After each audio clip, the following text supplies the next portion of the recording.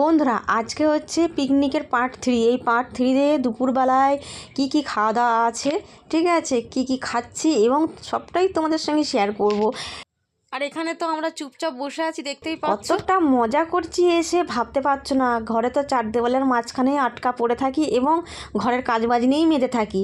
এরকম আনন্দ হয়তো প্রত্যেক বছরে হয়তো একবার করে আসে, তো সেই একবারই আনন্দ করতে পারি। আর নানান সাথে পুজো আর্চা তো লেগেই রয়েছে।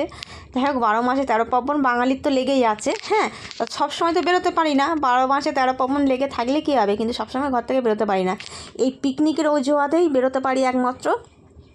তাছাড়া হয়তো পুজো আর্চার মধ্যে বেরোই, কি একটু ঠাকুর দেখে এলাম, ব্যাস ওই পর্যন্তই। ঘরে তো কাজ করতে হয়, বলো, সমস্ত কাজ করে রান্নাবান্না করে খেয়ে দিয়ে তবে ঠাকুর দেখতে বেরোই।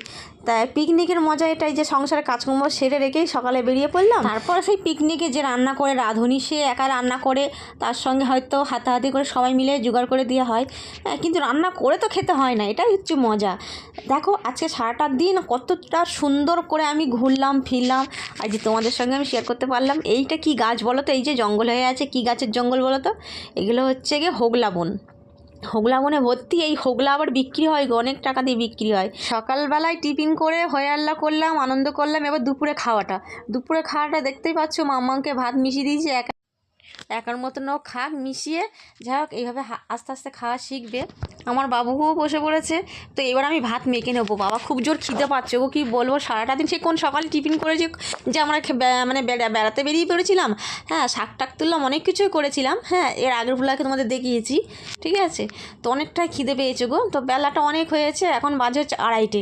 এই 2:30-র সময় এখন খাচ্ছি।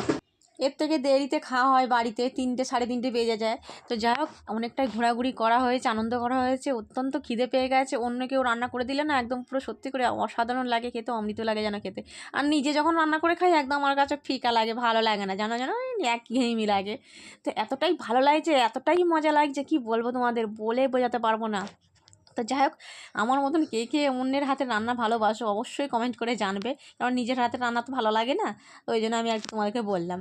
তো যাই হোক, একজনের জল খাওয়ার ইচ্ছা হয়েছে, জল খাবে, একা একা খাবে, নিজে নিজে খাবে, আমাকে খাওয়াতে দেবে না, ঠিক আছে। আমি বলেছিলাম দাও আমি খাই দিই গালে তুলে, না খাবে না।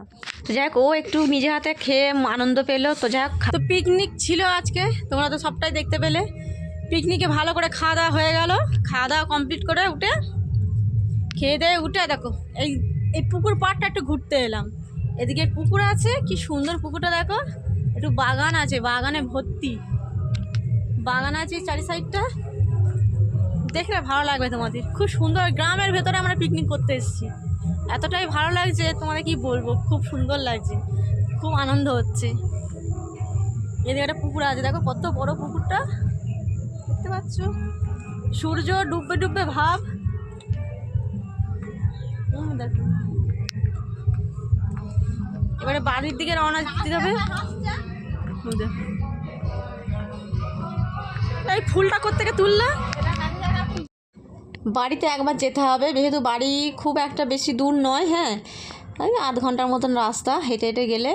তো সেখানে যাব, সেখান থেকে একটু ঘুরে তারপর চলে আসবো আবার পিকনিকের কাছে। রাতে কি আয়োজন হচ্ছে পার্ট 4-এ তোমরা দেখতে পারবে।